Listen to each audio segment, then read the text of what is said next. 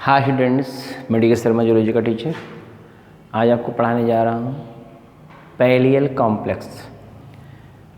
Complex and mantle cavity. ये heading लिखा हुआ हूँ, mantle cavity and pallial complex, mantle cavity and pallial complex. ये फिगर आपको बनाना है, समझना भी है और लिखना भी है। समझ रहे हैं ना? ये फिगर आपको बनाना है, समझना है और उसके विषय में लिखना भी है।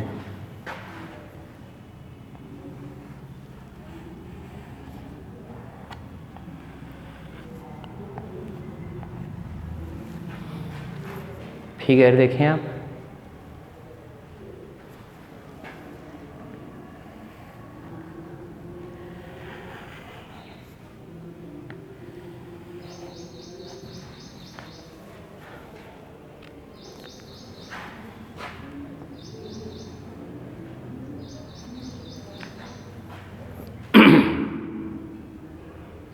मैं फिगर छोड़ भी दूंगा बनाने के लिए, आपको पहले समझा दे रहा हूँ, लिखवा दे रहा हूँ। फिगर आप बनाइएगा, होली में आप आराम से बैठ के रिलैक्स होकर बनाइएगा, कोई प्रॉब्लम तो है नहीं।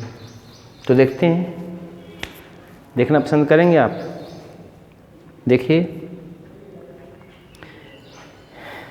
मैंने बताया था कि सेल होता है, पाइला के ऊपर एक सेल होता है, हार्ड कवरिंग, उसके नीचे मेंटल, में कल बताया था आपको, ठीक है ना? मेंटल, उसी मेंटल के अंदर कैविटी होता है, उस कैविटी में सारे स्ट्रक्चर होते हैं, आर्गन। वो कैविटी दो भागों में डिवाइडेड होता है। बहुत ध्यानपूर्वक सुनिएगा, समझ में बहुत थोड़ा क्लिष्ट है। जो मेंटल कैविटी होता है वो दो भागों में डिवाइडेड होता है। कै भागों में डिवाइडेड है? दो भागों में डिवाइडेड होता है। और वो दो भाग जो होते हैं, पल्मोनरी चैम्बर होते हैं, ब्रांकियल चैम्बर होते हैं। उसको डिवाइड करने वाला एक रिज होता है, उभार, जैसे दीवार, जैसे कोई कमरा हो, कमरे में बीच से आकर पार्टीशन आप डाल देंगे, दो भागों में डिवाइड हो जाएगा ना? बोलिए ना। जैसे एक कोई बड़ा सा कमरा हो, एक दरवाज़ा उधर लगा, एक दरवाज़ा इधर लगा हो, और बीच में से कोई दीवार खड़ी कर दे तो एक छोटा सा कमरा उधर हो जाएगा, छोटा कमरा इधर हो जाएगा। वैसा ही इसमें होता है। ये चैम्बर जो होता है पूरा, ये डिवाइड होता है। इधर की तरफ ये ब्रांकियल चैम्बर है, इधर की तरफ ये पल्मोनरी चैम्बर। ध्यान दीजिए, जो डिवाइडर होता है यहीं से धड़ा दिखाई नहीं देता, यहाँ से ईपीटीनिया, ये देखिए, ये ईपीटीनिया होता है, यहाँ दिखाई नहीं देता ईपीटीनिया। पल्मोनरी चैम्बर देखो, इधर की तरफ ब्रांकियल चैम्बर है। अब ऐसे देखो ना यार, हम तो राइट साइड है ना, ये देखो, ये कौन साइड? Right side. ये कौन है? Left side. बोलिए, ये राइट साइड, ये लेफ्ट साइड। तो जो राइट साइड की तरफ है वो ब्रांकियल चैम्बर है। राइट साइड की तरफ क्या है? Branchial chamber. लेफ्ट साइड की तरफ क्या है? पल्मोनरी। हमको देखो ना यार आप, ये राइट साइड है ना मेरा, ये हाथ का रच्छा बंधा हुआ है, ये राइट साइड है, ठीक है ना? क्या है? Right side. इधर तरफ कौन है? लेफ्ट साइड, ठीक। तो राइट साइड की तरफ क्या है? आप ऐसे खड़े हो जाइए, खड़े होकर समझ लीजिएगा। राइट साइड की तरफ क्या है? Branchial chamber. लेफ्ट साइड की तरफ क्या है? Pulmonary chamber. ये देखो लिखा हुआ ना, पल्मोनरी चैम्बर। ये देखो, पल्मोनरी चैम्बर। इधर तरफ पल्मोनरी चैम्बर के स्ट्रक्चर है, इधर तरफ ब्रांकियल चैम्बर के स्ट्रक्चर है। यही आपको जानना है बस। इसी को बोलते हैं पैलियल कॉम्प्लेक्स। मेंटल जो होता है, मेंटल कैविटी, उसको दो भागों में डिवाइड। मेंटल कैविटी क्यों होता है? अंदर कैविटी है, उस कैविटी के अंदर फूट और हेड जो होता है, उसको जब डर उसको होता है तुरंत अपने आप को अंदर घुसेड़ लेता है उसी कैविटी के अंदर। उसी में बोलते हैं मेंटल कैविटी। मेंटल कैविटी जो होता है वो दो भागों में डिवाइड होता है। किसके द्वारा डिवाइड होता है? ईपीटीनिया के द्वारा। किसके द्वारा डिवाइड होता है? ईपीटीनिया के द्वारा। ये ईपीटीनिया होता है, हालांकि इसको दिखाया नहीं जाता, यहाँ से नहीं दिखा सकते आप। ईपीटीनिया रेस्पिरेटरी सिस्टम हम आपको दिखा देंगे। ये ईपीटीनिया के द्वारा डिवाइडेड है। इधर तरफ कौन है? Pulmonary chamber. इधर तरफ कौन है? इधर तरफ कौन है? Branchial chamber.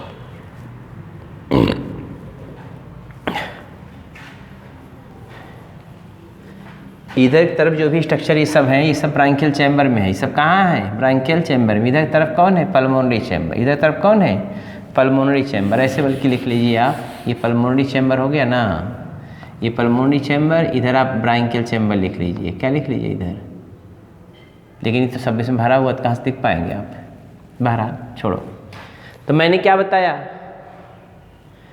ये पाइला ग्लोबोसा का मेंटल कैविटी 2 भागों में डिवाइडेड है। कै भागों में डिवाइडेड है? 2 भागों में।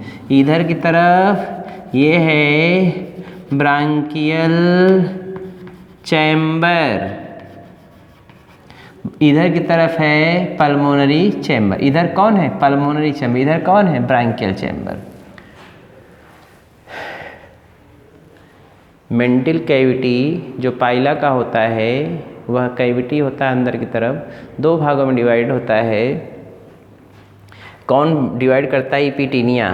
कौन डिवाइड करता है? इपिटीनिया। पल्मोनरी चैम्बर और ब्रांकियल चैम्बर में। ये ब्रांकियल चैम्बर है। कौन है ये? Branchial chamber. और इधर की तरफ क्या है? Pulmonary chamber. डिवाइड करने वाला कौन होता है? इपिटीनिया होता है। डिवाइड करने वाला कौन होता है? इपिटीनिया। डिवाइड करने वाला कौन है? इपिटीनिया होता है। बात समझ में आ गई बात? अब ब्रांकियल चैम्बर में कौन कौन स्ट्रक्चर है आपको जानना है। ब्रांकियल चैम्बर में इधर की तरफ कौन कौन स्ट्रक्चर है? इधर की तरफ, इधर तरफ केवल 2 स्ट्रक्चर आपको जानना है। कौन है? पल्मोनरी सैक है और आस्फ्रेडियम। पल्मोनरी सैक और आस्फ्रेडियम 2 चीज़ें आपको किधर मिल रही हैं? लेफ्ट साइड की तरफ। ये तो हेड आप जानते ही हैं, हेड है ये टेंटिकल है। छोटा वाला टेंटिकल अर्थात फर्स्ट टेंटिकल, ये बड़ा वाला टेंटिकल सेकंड टेंटिकल, ये आइज़ है। ऐसे करके दिखाया गया, ऐसे बैठ नीचे उल्टा करके। टेंटिकल्स देख रहे हैं ना, फर्स्ट टेंटिकल्स और ये सेकंड टेंटिकल्स और ये eyes, stocked eyes, stocked eyes. आप जानते हो ये कौन है? लेफ्ट नुक्कल लोब है या लेफ्ट स्यूडोडिपोडियम, स्यूडिपोडियम। इधर तरफ कौन है? Right nuchal lobe. कौन है? राइट नुक्कल लोब या राइट स्यूडिपोडियम। पल्मोनरी सैक में, पल्मोनरी चैम्बर में कौन 2 स्ट्रक्चर है? पल्मोनरी सैक और आस्फ्रेडियम। पल्मोनरी सैक और आस्फ्रेडियम। आस्फ्रेडियम का काम होता है to detect the chemical nature of water. जो पानी अंदर घुसता है उसको पहचान करता है ये। जैसे माउथ में आप पानी लीजिए, सपोज कर लीजिए बक्कल कैविटी आपका। ये बक्कल कैविटी क्या है? Mantle cavity. इसको अगर डिब्बे से डिवाइड कर दिया जाए, इधर और इधर, एक तरफ ब्रांकियल चैम्बर हो गया, पल्मोनरी चैम्बर, बोलिए ना। डिवाइड कर दे इधर उधर, ब्रांकियल चैम्बर और पल्मोनरी चैम्बर हो जाएगा ना। तो ब्रांकियल चैम्बर, पल्मोनरी चैम्बर में क्या चीज़ है? 2 चीज़ें केवल आपको देखना है इसमें। पल्मोनरी सैक, कौन है ये? पल्मोनरी सैक और आस्फ्रेडियम। पल्मोनरी सैक जो होता है लंग की तरह बिहेव करता है। 2 चीज़ जानना है, पल्मोनरी सैक किसकी तरह बिहेव करता है? लंग की तरह। किसकी तरह बिहेव करता है? लंग की तरह। और रिस्पॉन्सिबल होता है किसके लिए? पल्मोनरी सैक लंग की तरह बिहेव करता है। किसकी तरह काम करता है? लंग की तरह, अर्थात एरियल रेस्पिरेशन के लिए। किसके लिए? एरियल रेस्पिरेशन के लिए। जिस समय ज़मीन पे टहलता है या मडी वाटर में होता है ये पाइला, जिस समय ज़मीन पे टहलता है उस समय पल्मोनरी सैक के द्वारा रेस्पिरेशन करता है। किसके द्वारा रेस्पिरेशन करता है? पल्मोनरी सैक के द्वारा। किसके द्वारा रेस्पिरेशन करेगा जी? पल्मोनरी सैक के द्वारा। ठीक है, किसके द्वारा रेस्पिरेशन करेगा? पल्मोनरी सैक के द्वारा रेस्पिरेशन करेगा या लंग के द्वारा कर सकते हैं। ठीक है, नीचे की तरफ ये देखिए लीफ लाइक स्ट्रक्चर, इसको क्या बोलते हैं हम? आस्फ्रेडियम बोलते हैं। नीचे की तरफ स्ट्रक्चर उसको क्या बोलते हैं हम? आस्फ्रेडियम बोलते हैं। बात समझ रहे हैं? क्या बोलते हैं? आस्फ्रेडियम।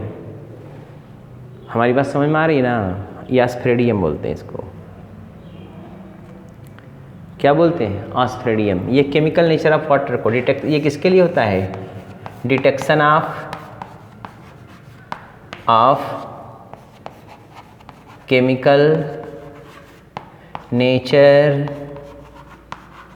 Of water. ये वाटर केमिकल नेचर को डिटेक्ट करता है। वाटर के केमिकल नेचर को क्या करता है? डिटेक्ट करता है। आस्फ्रेडियम लीफ लाइक स्ट्रक्चर है। देखो ना आप, पल्मोनरी चैम्बर में लीफ लाइक स्ट्रक्चर होता है। इसमें 22 से 28 लीफलेट लगे होते हैं। इसे जो ऐसे लाइनिंग दिखाई दे रहा है, 22 से 28 लीफलेट लगे होते हैं।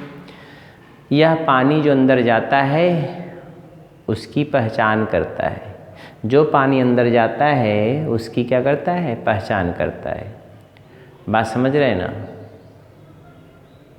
नहीं समझ में आई बात क्या? मैंने कहा आस्प्रेडियम जो होता है, कौन? आस्प्रेडियम। जो आस्प्रेडियम होता है वह केमिकल नेचर ऑफ वाटर को डिटेक्ट करता है। जो पानी अंदर जाता है उसकी पहचान करता है। तो मैंने क्या कहा, पल्मोनरी चैम्बर में दो चीज़ें हैं, एक है पल्मोनरी सैक, एक है आस्प्रेडियम। ओपनिंग ऑफ इससे कोई मतलब है नहीं, तो ओपनिंग ऑफ पल्मोनरी सैक ही है ना। एक पल्मोनरी सैक है जो लंग की तरह बिहेव करता है एरियल रेस्पिरेशन के लिए। किसके लिए? एरियल रेस्पिरेशन के लिए। एरियल रेस्पिरेशन के लिए रिस्पॉन्सिबल होता है कौन? लंग।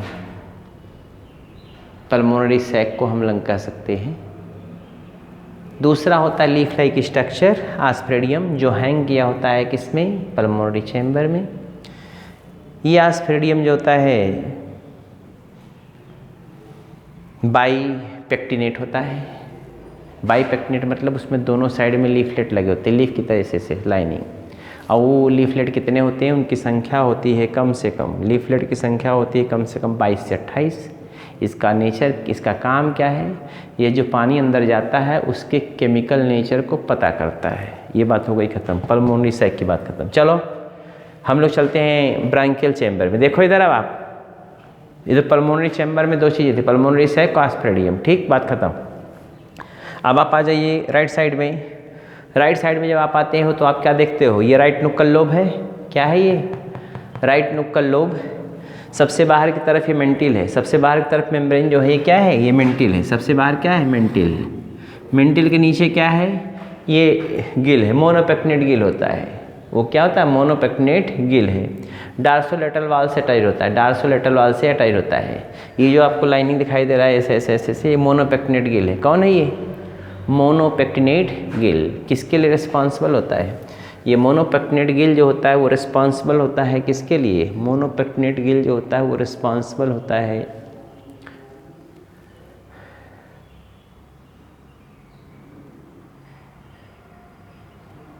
एक्वेटिक रेस्पिरेशन के लिए। किसके लिए?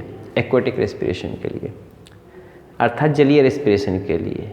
पानी अंदर जाता, नहलाता है, ऑक्सीजन ले लेता है, कार्बन डाइऑक्साइड छोड़ देता है, पानी इधर से होता हुआ निकल जाता है बाहर।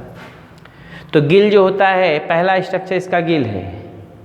गिल जो होता है वो एक्वेटिक रेस्पिरेशन के लिए होता है, जलीय रेस्पिरेशन के लिए होता है। मोनोपेक्टिनेट होता है, ढेर सारे फिर गिल लैमेली का बना होता है, गिल फिलामेंट का बना होता है, गिल एक्सिस से अटैच होता है। किससे अटैच होता है? गिल एक्सिस से। Dorsolateral wall of branchial chamber, dorsolateral wall of branchial chamber से अटैच होता है। इसमें गिल एक्सिस होता है, ढेर सारे गिल फिलामेंट होते हैं। ढेर सारे क्या होते हैं? गिल फिलामेंट होते हैं। ढेर सारे क्या होते हैं? गिल फिलामेंट। ठीक है।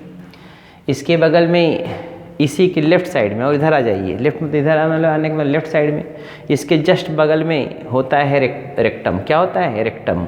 रेक्टम खुलता है एनल अपर्चर के द्वारा। कहाँ? नुक्कल लोब के थोड़ा सा पीछे, राइट नुक्कल लोब के थोड़ा सा पीछे ये एनल अपर्चर है। यह किसका ओपनिंग है? रेक्टम का। किसका ओपनिंग है? रेक्टम का। ये एलिमेंट्री कैनाल का रेक्टम है, रेक्टम का एनल अपर्चर है। ठीक, दूसरा हो गया रेक्टम। तीसरा हो गया ये जेनाइटल अपर्चर। जेनाइटल अपर्चर, तो जेनाइटल अपर्चर में मेल भी हो सकता है, फीमेल भी हो सकता है। तो यहाँ पे आपको वेजाइनल ओपनिंग लिखा गया है और वेजाइना लिखा गया है। तो यहाँ पे कोई गारंटी नहीं वेजाइना ही हो। अगर मेल होगा तो वेजाइना की जगह दूसरा होगा, बहुत डिफरेंस हो सकता है, बोलिए ना। और ये मेल जेनाइटल अपर्चर हो सकता है। तो बहरहाल इस समय जो देख रहे हैं ये क्या है? वेजाइना है और ये वेजाइनल ओपनिंग। तो वेजाइनल ओपनिंग जगह हम जेनाइटल ओपनिंग लिख सकते हैं, जेनाइटल ओपनिंग लिख सकते हैं। और इसी के बगल में साइड में होता है छोटा सा रीनल अपर्चर। क्या होता है? रीनल अपर्चर होता है, रीनल अपर्चर। वह रीनल अपर्चर एक्सक्रीशन के लिए होता है। क्या होता है? एक्सक्रीशन के लिए। और जहाँ पर इसी इधर देखिए जो जेनाइटल अपर्चर, इसी का आगे पेनिस होता है, किसी का आगे पेनिस होता है। वो पेनिस के बेस पर एक स्ट्रक्चर होता है, उसको बोलते हैं हाइपोब्रांकियल ग्लैंड। क्या बोलते हैं? हाइपोब्रांकियल ग्लैंड उसको बोलते हैं। उसको क्या बोलते हैं? हाइपोब्रांकियल ग्लैंड बोलते हैं। और वो हाइपोब्रांकियल ग्लैंड जो होता है वो रिस्पॉन्सिबल होता है किसके लिए? हाइपोब्रांकियल ग्लैंड जो होता है वह रिस्पॉन्सिबल होता है, स्लीपरी सबस्टेंस निकालता है, चिपचिपा पदार्थ निकालता है ताकि कापुलेशन ईजी हो सके, कापुलेशन ईजी हो सके। कापुलेशन का मतलब होता है जब मेल अपना पेनिस फीमेल के वेजाइना में इंट्रोड्यूस करता है तो चिपचिपा पदार्थ होना ज़रूरी है, नहीं तो वेजाइना के अंदर पेनिस जाने में प्रॉब्लम होती है। समझ रहे हैं ना? तो लुब्रिकेट करने के लिए हाइपोब्रांकियल ग्लैंड होता है बेस पर, किसके बेस पर? पेनिस के बेस पर, और वो क्या करता है? लुब्रिकेट कर देता है ताकि पेनिस चिकना हो जाए, आसानी से वेजाइना के अंदर प्रवेश कर सके। बात समझ रहे हैं ना? तो हाइपोब्रांकियल ग्लैंड, तो आप जरा इधर की तरफ देखें क्या क्या स्ट्रक्चर आपको देखने को मिला।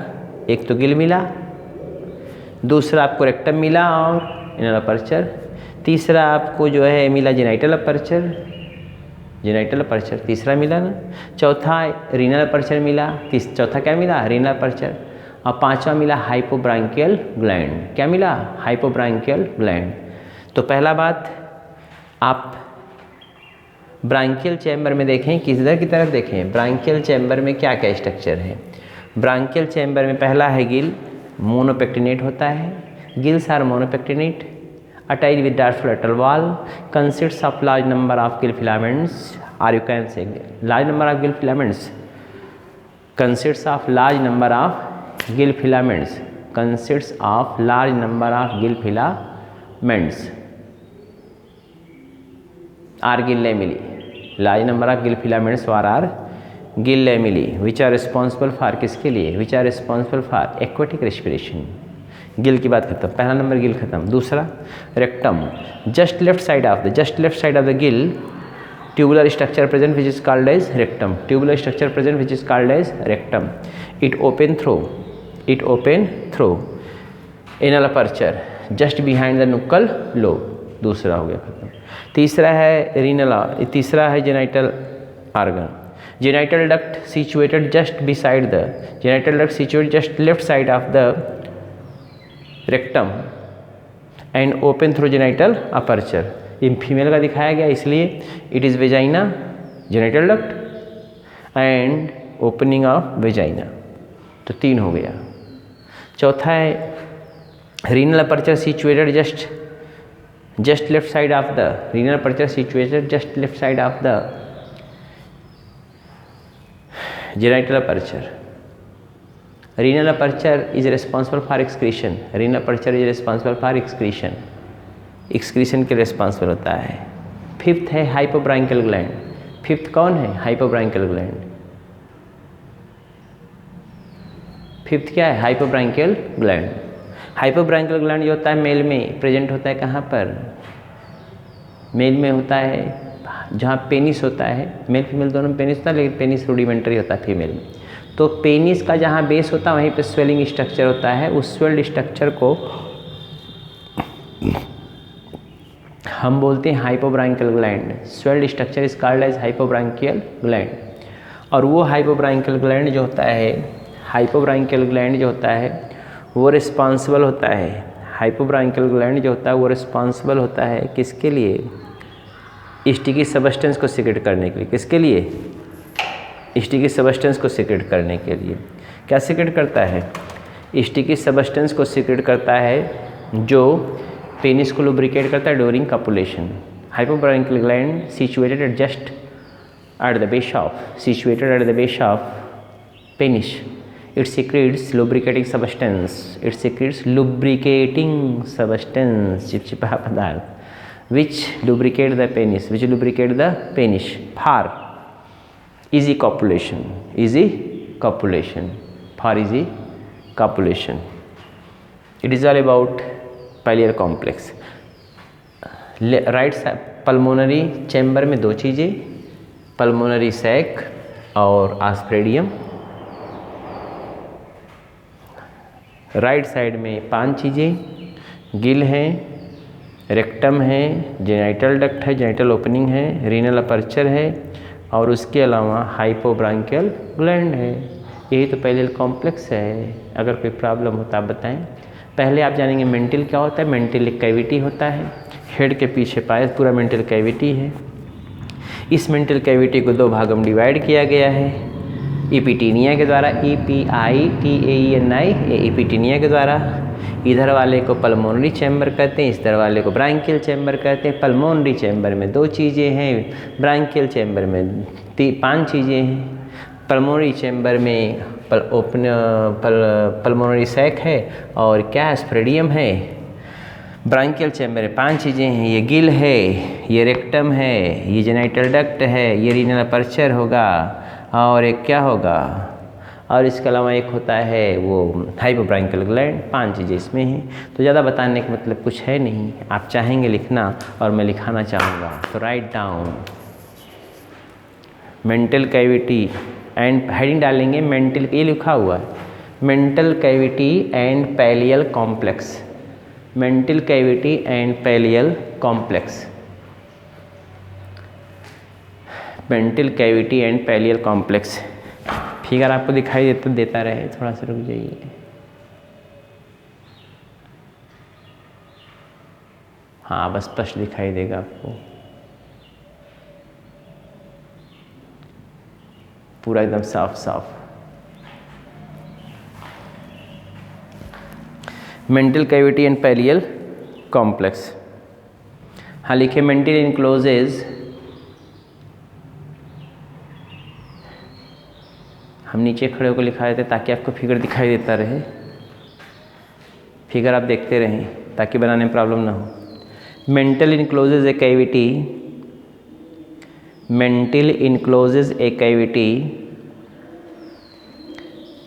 फिगर दिखाई दे रहा है ना। हाँ लिखिए, उसमें हेडिंग डालेंगे mantle cavity and pallial complex, उसमें लिखिए mantle encloses a cavity, mental encloses a cavity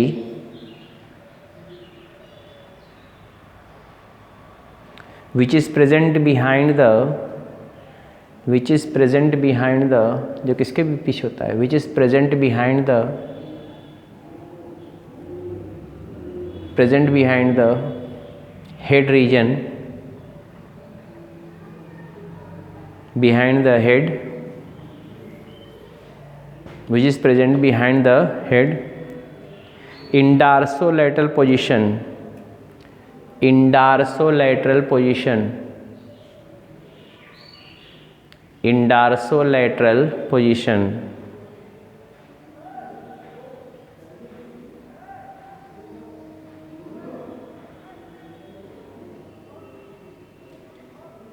called as mental cavity or pallial cavity, called as mental cavity or pallial cavity, mental cavity or pallial cavity।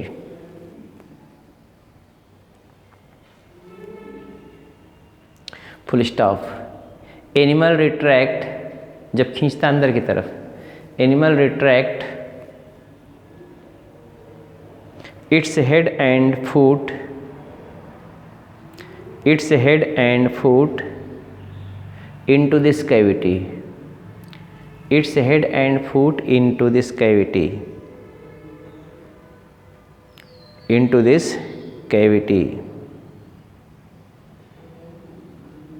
for protection, for protection or at time of rest, for protection or at time of rest।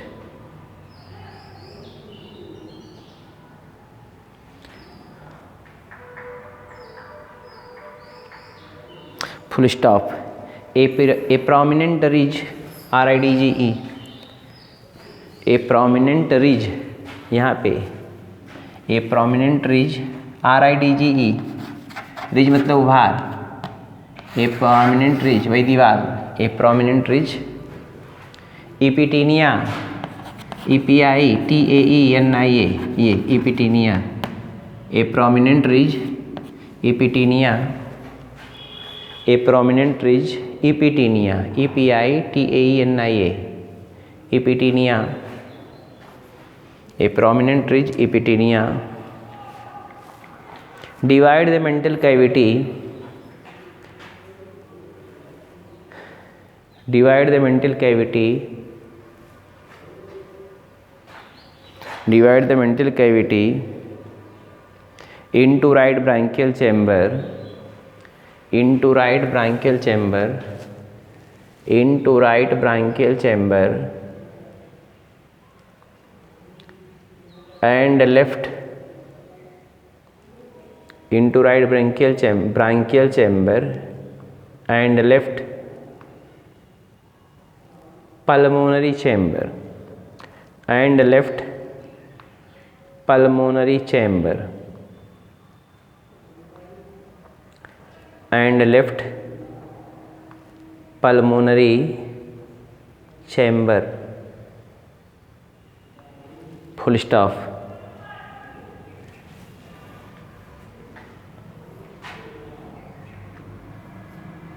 Full stop. These chamber play important role in respiration. Important role in respiration.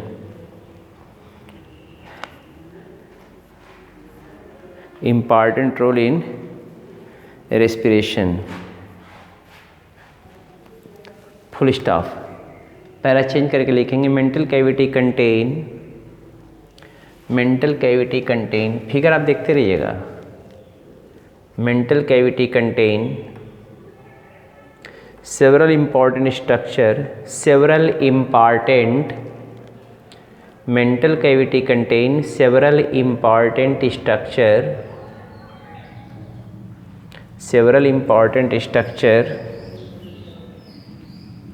called as pallial complex,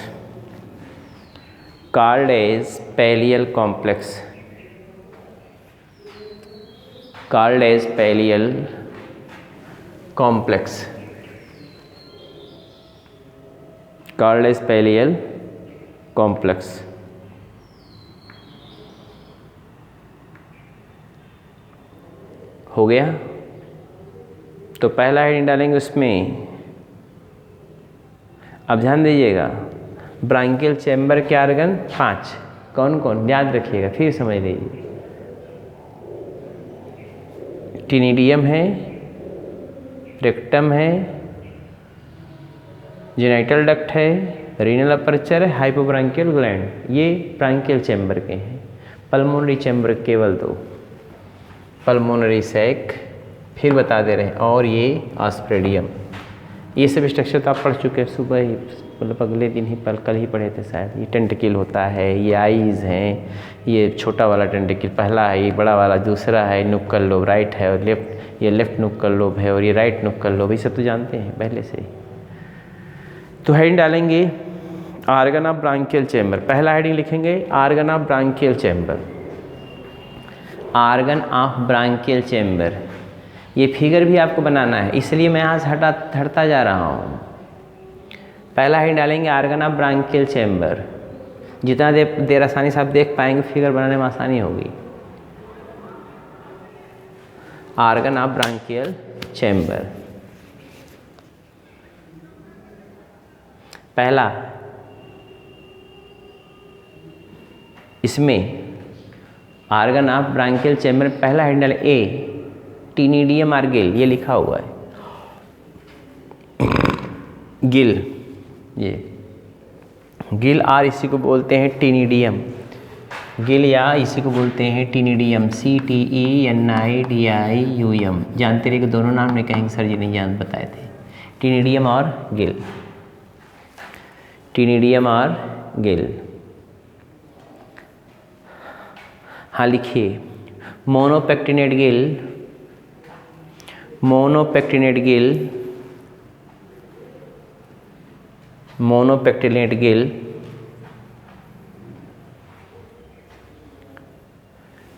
situated in the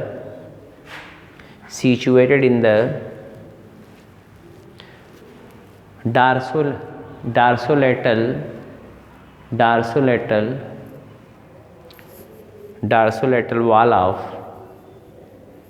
branchial chamber, dorsolateral wall of branchial chamber towards right side, towards right side.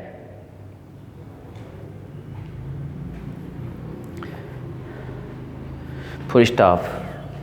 Gills are consists of, gills are monopectinate जानते हैं ना, कंघी की तरह, कंघी की तरह। अच्छा एक मिनट पुनः लिख लिए, गिल्स आर मोनोपेक्टिनेट। मोनोपेक्टिनेट का मतलब होता है कंघी की तरह, उसमें एक ही रो में गिल फिलामेंट लगा होगा। क्या लगा होगा? एक ही रो में गिल फिलामेंट लगा होगा, ऐसे मोनोपेक्टिनेट, ऐसे लिखते हैं मोनोपेक्टिनेट।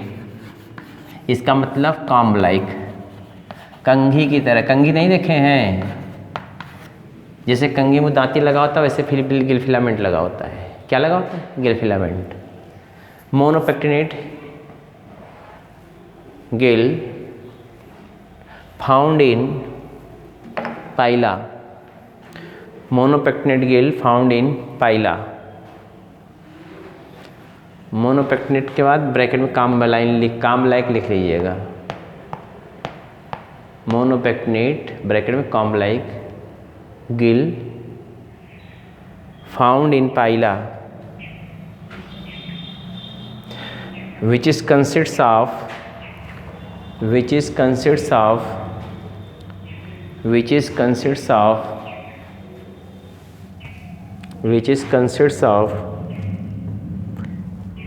main gill axis which consists of main gill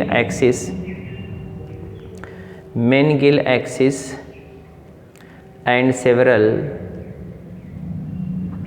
consists of main gill axis and several gill filament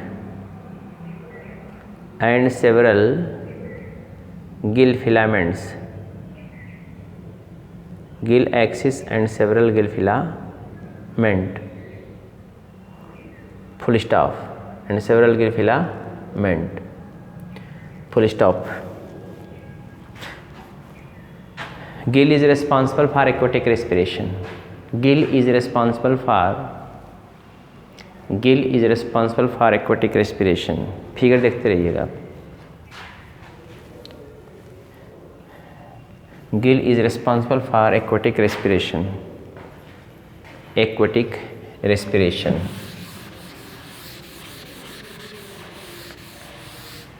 हो गया ना aquatic respiration। Next rectum. ये रेक्टम लिखा हुआ ना, ये रेक्टम है, ये नल अपर्चर इसका है। हाँ लिखिए, it is tubular structure,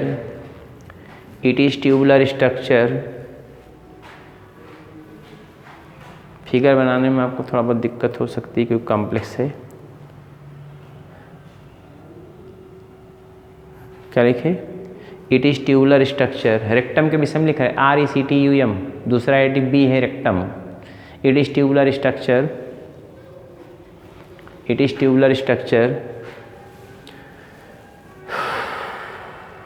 situated left side of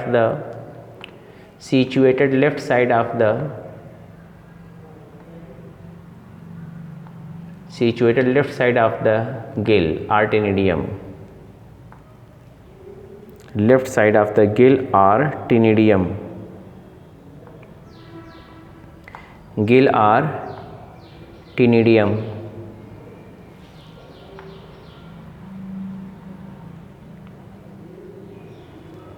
Full stop. It open through anal aperture.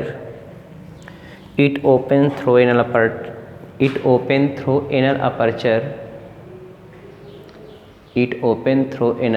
aperture behind the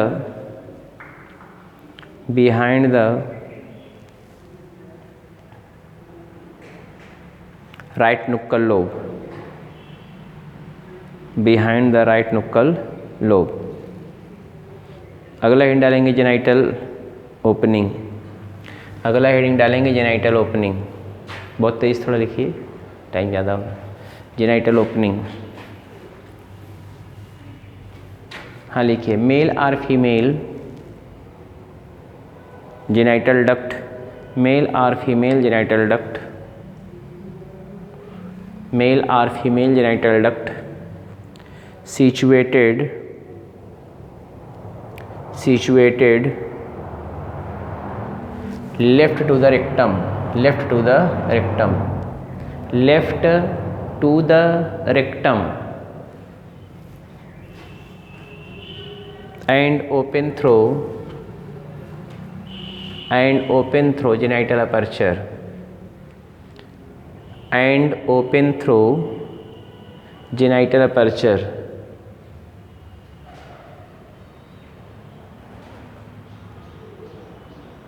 हो गया, ओपन थ्रू जेनाइटल अपर्चर।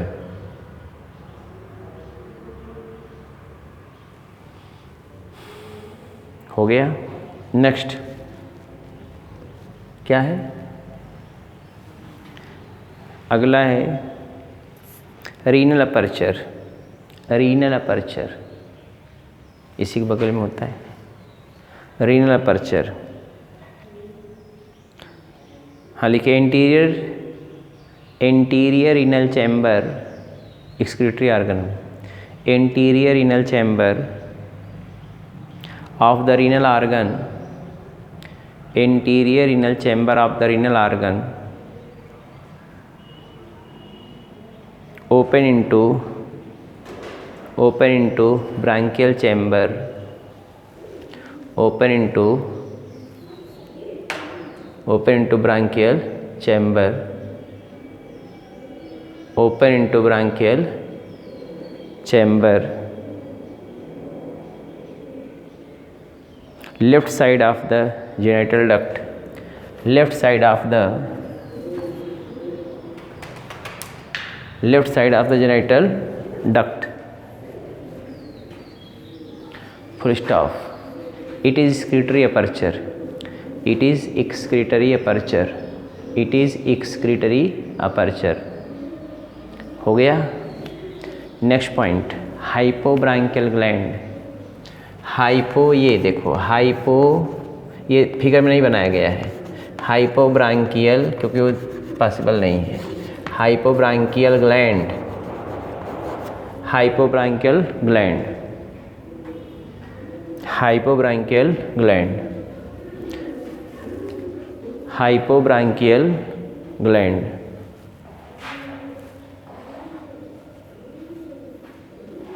हो गया। लिखना चाहेंगे आप at the base of penis, ये लिखा हुआ उस पर देख लीजिए hypobranchial at the base of penis,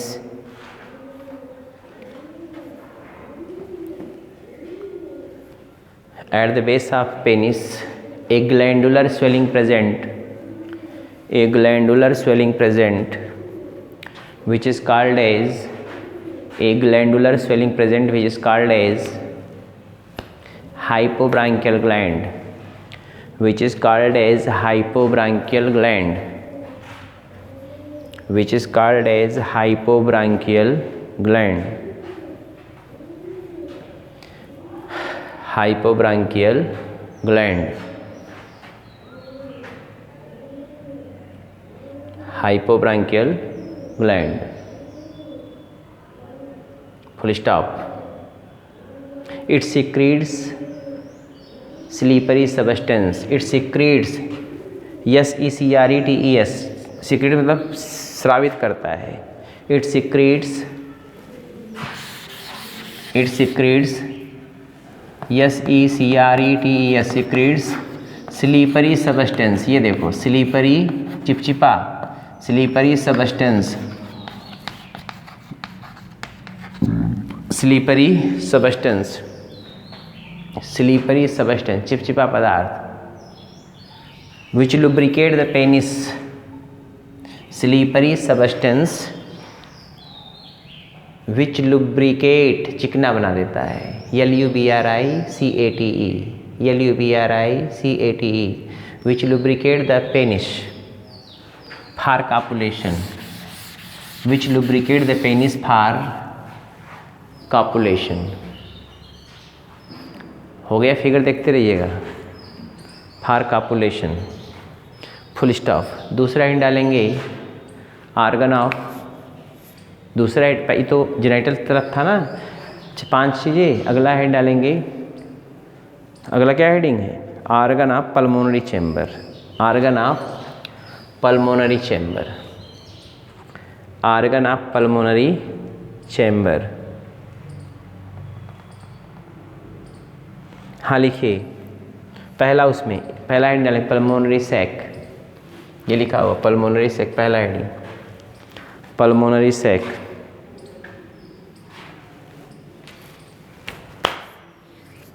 हाँ लिखिए, it is sac like structure, pulmonary sac heading डाल दिए, उसमें लिखिए it is sac like structure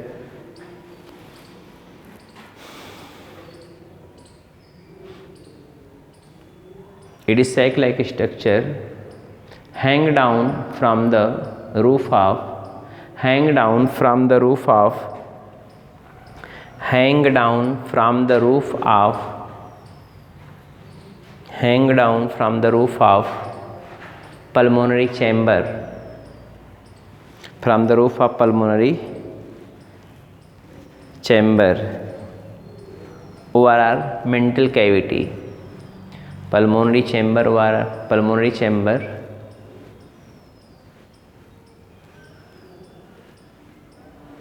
pulmonary chamber from the mental cavity लिखिएगा, from the mental cavity, from the mental cavity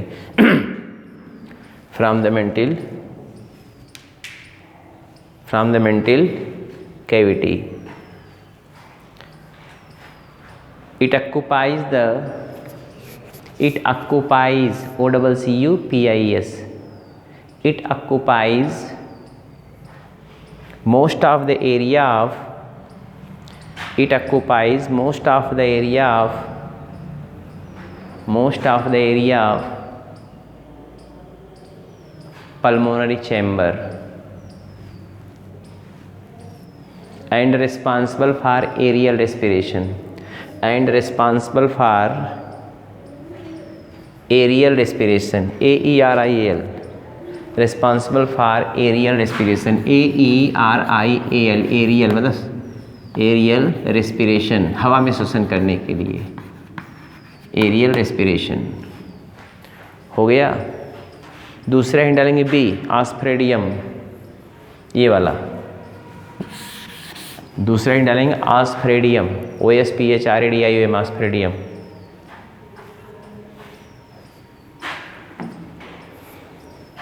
हाँ लिखिए, it is by pectinate, it is by pectinate, थोड़ा तेज लिखिए ना, it is bipectinate leaf like structure, it is bipectinate leaf like structure situated in the pulmonary chamber, situated in the pulmonary chamber, situated in the pulmonary chamber, situated in the pulmonary chamber, full stop। it is responsible for, it is responsible for detection of, ये लिखा हुआ detection of chemical nature of water, responsible for detection of chemical nature of water, detection for chemical nature of water हो गया भाई, detection of chemical nature of water हो गया, detection of chemical nature of water. ये figure आपको बनाना है, इसलिए मैं नीचे खड़ा हुआ था ताकि आपको उतना समय मिल जाए बीच में क्या फिगर बनाने के लिए। ऐसे मैंने खड़ा हुआ था ताकि आप फिगर बना सकें इसको, ठीक है ना। तो जब मैं खड़ा हुआ था तो उसको फिगर को आप उसी समय देख के बना लीजिएगा, ठीक है। हमारी मुलाकात फिर होगी कल, चलते हैं, बाय बाय।